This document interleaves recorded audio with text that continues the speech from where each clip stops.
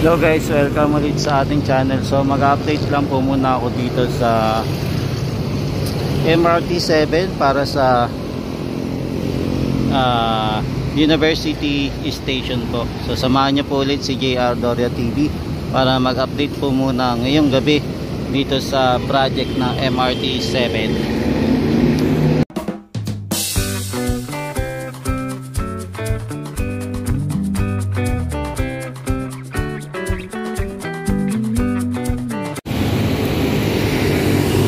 So ito po yung MRT 7 dito po sa University Station. So ngayon wala pa lang ngayon gumagawa. So ito po yung itsura niya, hindi po pala sila gumagawa pagkagabi. Yung nakaraan na nakita natin, gumagawa sila nung nakaraan, kaya lang matindi po yung traffic, pero ngayon okay naman po. And ngayong araw po ay April 29, 2025. So dito muna tayo mag-ikot kung ano na pagbabago dito sa MRT 7 University Station.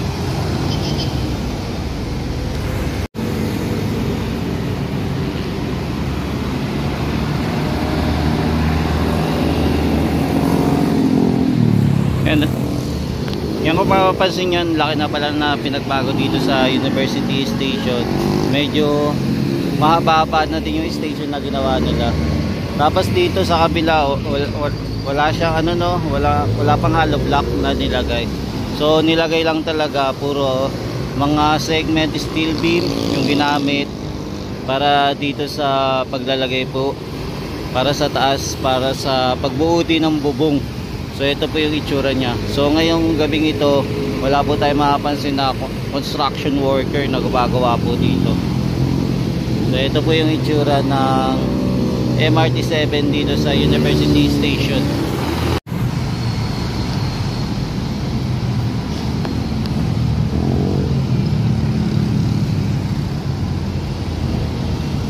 Ngayon, nag-quick update lang tayo dito sa University Station ng MRT 7 project.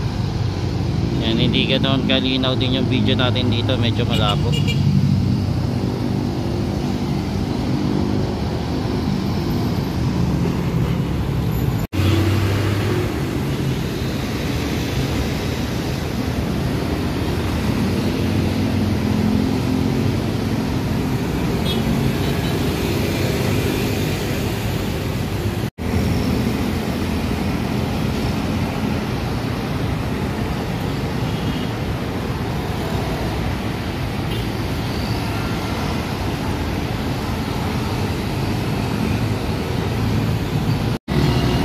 Tapos mapapansin naman po natin dito yung loading at saka unloading dito malapit sa may overpass po. Tapos ito na po pa rin yung MRT 7. So ito pong daanan naman po ito ay Commonwealth Avenue po, na papunta po sa Batasan, Fairview, SM Fairview o maging sa Bulacan po. Yun, dito naman po tayo sa ibabaw ng pedestrian lane o footbridge. Yun lang, madilim po kasi ngayon, kaya hindi din natin makita yung mga kagamitan dito sa ilalim po. Yan, so ito po yung sitwasyon ngayon dito sa Commonwealth Avenue.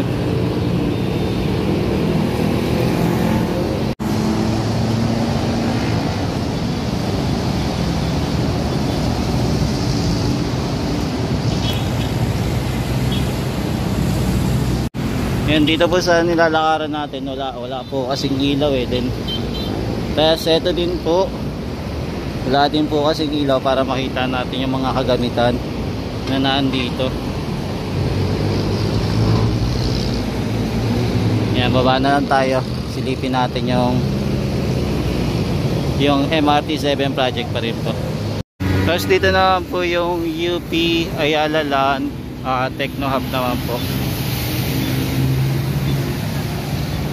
Yan, so ito po yung itsura ng area ng Quezon City along Commonwealth Avenue po.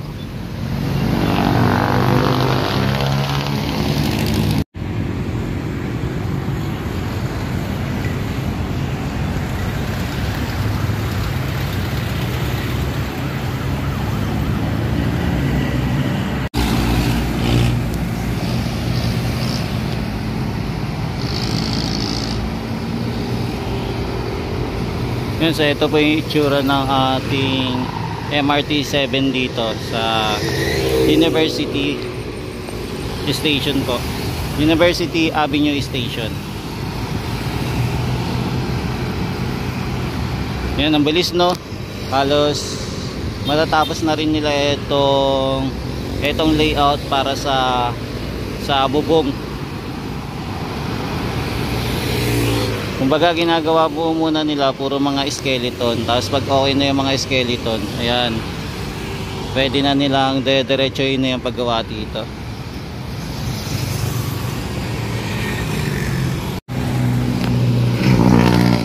Yan, meron na din palang ano dito, electricity, no? So okay na.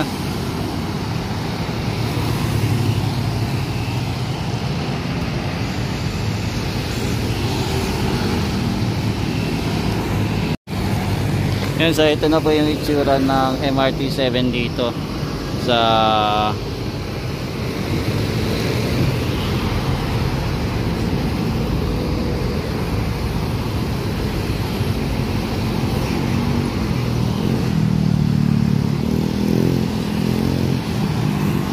yan, ito naman pong daanan, papunta naman po ito sa EDSA, sa Espanya, sa Welcome.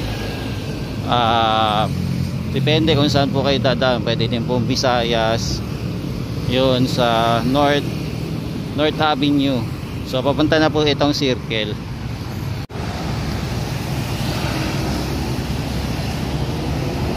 Yan, so ito muna yung silip natin dito sa station ng MRT 7 pa rin.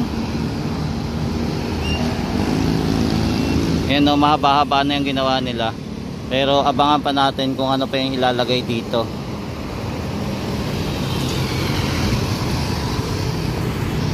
Yan, sa mga magpapagas naman po sa Petron, so ito po yung presyo para sa magpapagas ng Petron po. Yan. So today po ay April 29. So ito po yung presyo ng ating mga diesel.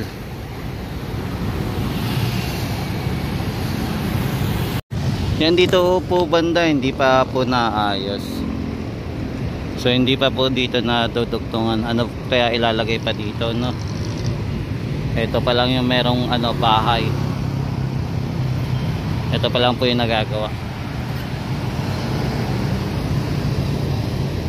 Yan, tapos may inaayos pa sila eh. May mga bakal-bakal pa silang inaayos. Siguro maglalagay pa siguro sila dito ng mga poste-poste. Yan, meron din po ditong inaayos na waiting shed. Pero mukhang hindi pa po ata magagamit. So ongoing construction pa rin. So ito yung itsura nya. So abangan natin kung kailan ito magagamit. Yung waiting shed dito sa malapit po sa Pelcoa. Yan, tapat po ng City Mall. Yan, medyo na naman po nagkaka-traffic na naman po dito sa area ng dito sa Quezon City, dito po sa Commonwealth Avenue. Dumadami na naman po yung sasakyan dahil uwian na po. Yan, so ito po yung nagbi-build up po ng traffic. Ito po yung mga papunta sa SM Fairview po, Batasan at iba pa. Basta pa o kaya Bulacan po.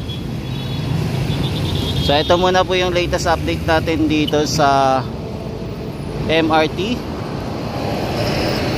7 project para sa University Avenue Station po. So balikan na lang po natin to ulit.